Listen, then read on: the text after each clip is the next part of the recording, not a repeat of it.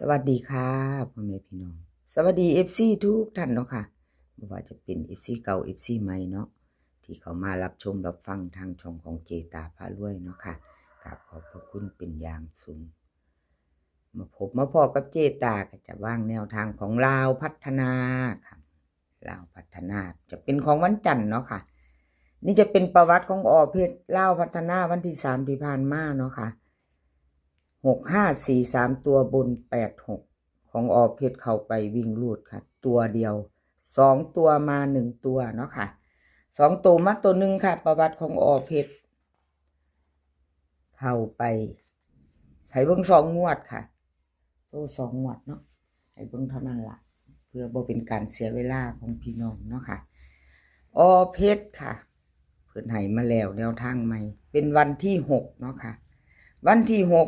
เป็นวันจันทร์ค่ะพี่น้องมาไปใหม่ไปต่อกับเพชรกับขอบคุณเพชรหลายๆเด้อค่ะที่ให้แนวทางมาว่างทางช่องของเจตาเนาะกับขอบพระคุณเป็นอย่างสูงค่ะเฮามาลุ้นกันต่อวันจันทร์ค่ะกับเพชรเนาะลาวพัฒนาค่ะวิ่งลูดเพิ่นให้มา6กับ4ค่ะ6กับ4 2ตัว4หาง62 63 4140ค่ะเบิ้ลจะมี6644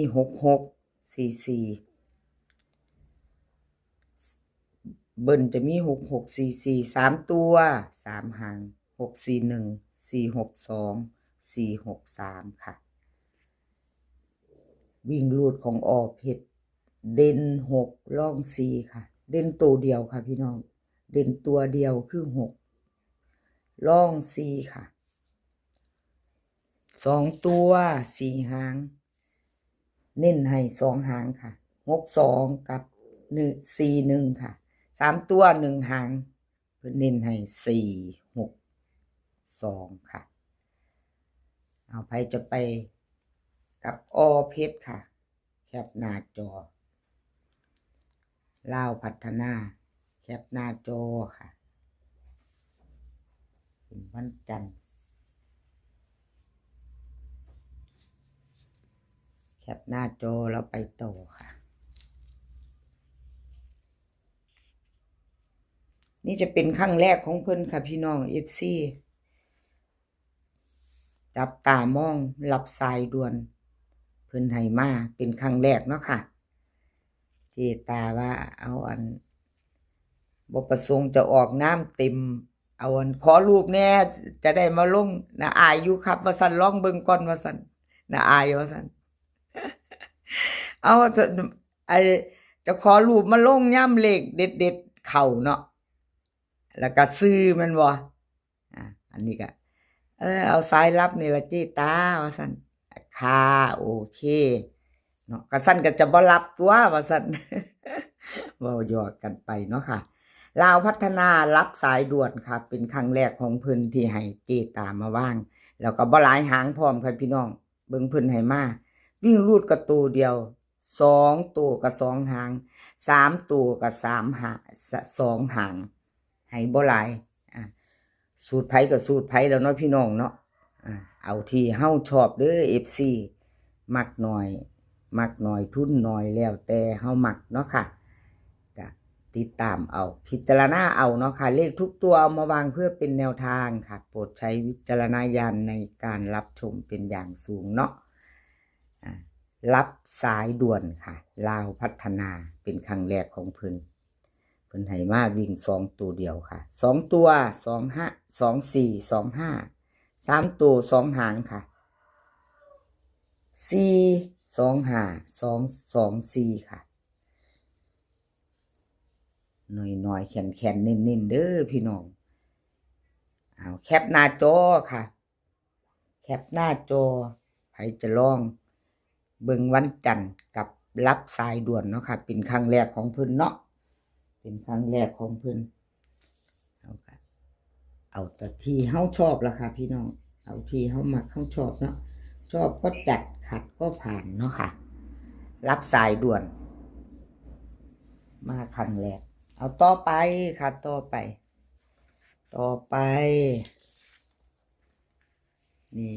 เลขลับวงในเพิ่น รับวงในเลขรับวงในวันที่3ที่ผ่านมาเนาะค่ะเขาไป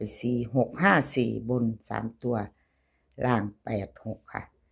วันที่3ที่ผ่านมาให้เบิ่งประวัติเพิ่นจะหลุดไปค่ะหลุดแล้วหลุดเลยบ่เป็นหยังเจตาให้กำลังใจเด้อค่ะ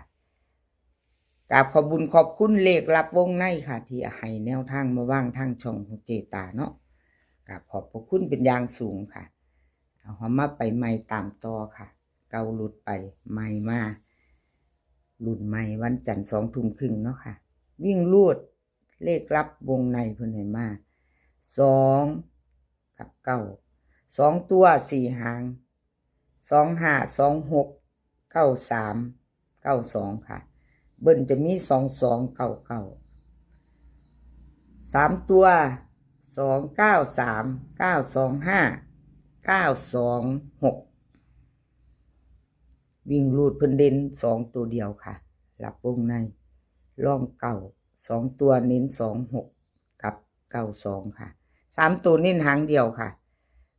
926แคปหน้าจอค่ะแคปหน้าจอใครจะไปต่อครับเลขรับวงในเนาะค่ะเลขทุกตัวก็เป็นเพียงแนวทางเนาะค่ะพี่น้องรับชมรับฟังไปเพื่อแนวทางเนาะค่ะมีเขามีรุดเนาะรุดไปก็กราบขอโทษขออภัย FC ไปต่อค่ะไปต่อเป็นของเลขล็อกหนองบัวค่ะ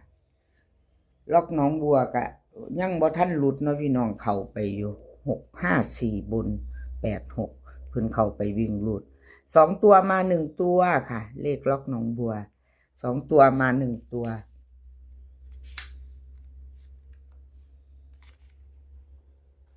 วันที่1เพิ่นเข้าไปอยู่เด้อพี่น้องล็อกหนองบัวเข้าไป60ค่ะ60บนเนาะให้เบิ่ง2งวดละค่ะพี่น้องให้เบิ่ง2งวดเบิ่งจักหน่อยเนาะค่ะเลขล็อกหนองบัวแนวทางใหม่มาแล้วค่ะกราบขอบคุณขอบคุณเลขล็อกหนองบัวหลายๆค่ะที่ให้แนวทางมาว่างทางช่องเนาะกราบขอบพระคุณเป็นอย่างสูงแล้วก็ FC ค่ะที่ขาดบ่ได้กำลังใจเนาะค่ะ FC ทุกท่านที่เข้ามากดไลค์กดแชร์มาคอมเมนต์กดหัวใจส่งกำลังใจมาให้กับขอบพระคุณเป็นอย่างสูงค่ะที่เขามารับชมฟังช่องน้อยๆของเจตาเนาะ FC ใหม่พึ่งผ่านเขาไม่เห็นค่ะถ้าเป็น FC ใหม่เนาะพึ่งถ้าเพิ่นผ่านเขามาครั้งแรกเนาะชอบคลิปนี้เขาไม่เห็นในช่องเจตาพารวยกะถ้าชอบก็ฝากกดติดตามค่ะแล้วอย่าลืมกดกระดิ่งแจ้งเตือนนำเด้อค่ะพี่น้องฝากกดติดตามกดไลค์กดแชร์แล้วก็กดกระดิ่งแจ้งเตือนเนาะค่ะกดกระดิ่งแจ้งเตือนไว้จะบ่ได้พลาดคลิปใหม่ๆของเจตาพารวยเนาะค่ะในทางช่อง YouTube นี่แหละขอบพระคุณเป็นอย่างสูงค่ะเลขล็อกหนองบัวค่ะแนวทางใหม่เพิ่นให้มาวันที่6เฮามาลุ้นกันต่อเนาะไปใหม่ไปต่อเลขล็อกหนองบัวค่ะวิ่งรูดเพิ่นให้มา4กับ7 4กับ7 2ตัว4หางค่ะ47 48 76 75เบิ้ล4477 3ตัว3หางค่ะ748 757 447วิ่งรูดเด่น4ร่อง7ค่ะ48 75 3ตัว748เน้นหางเดียวค่ะหางเดียวเพิ่นเน้นเลขล็อกหนองบัวเอา FC ล็อกหนองบัวว่าจังใดยังมีไผตามเพิ่นบ่ซ่อมเบิ่งบ่ค่ะไปรุ่น2 ทุ่มครึ่งวันจันทร์เนาะเลขล็อกหนองบัวค่ะขอบคุณขอบคุณเลขล็อกหนองบัวหลายๆค่ะที่ให้แนวทางมาว่างเนาะแล้วก็ FC ทุกท่านเนาะค่ะขอบคุณขอบคุณหลายๆคลิปนี้ก็ขอให้พี่น้องโชคดีมีความสุขค่ะขอให้สุขภาพร่างกายแข็งแรงกันทุกคน